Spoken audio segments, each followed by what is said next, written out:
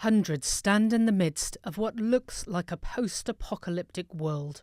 Civilians being evacuated from Jebaliya refugee camp in northern Gaza by the Israeli military after being trapped for days without food or water. Perpetual expulsion of desperate civilians.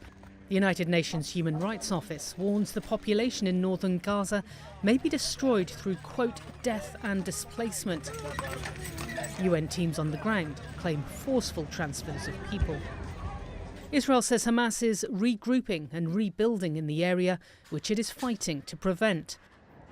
The wasteland illustrates the intensity of the military force being used. كل دقيقة خبط، كل دقيقة خبط، كل ثانية تفجيرات، إطلاق نار، ما رحموناش بالمرة، يعني كان خوف ورعب ما عمروش مر علينا إلا زي هيك.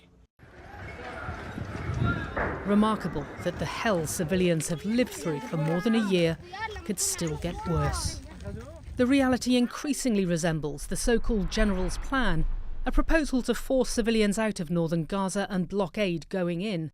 Sources say the Israeli cabinet declined to adopt the plan earlier this month, but US Secretary of State Antony Blinken felt the need to ask Israel's Prime Minister about it this week. Dr. Hussam Abu Safir runs the Kemal hospital in the north, which he says is now surrounded by the Israeli military and under constant shelling.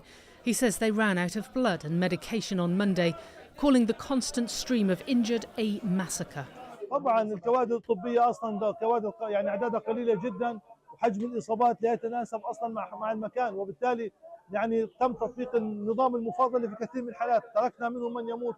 وضع كارثي He films the children's ICU himself to show the impossibility of evacuating despite IDF orders. ايضا وصل الينا. This boy arrived with burns covering more than 70% of his body, he says. Israel says 47 humanitarian aid trucks entered northern Gaza within a 24-hour period this week. Gaza's health ministry says no medical supplies or food have entered the area for 18 days, claiming aid is being diverted to central Gaza.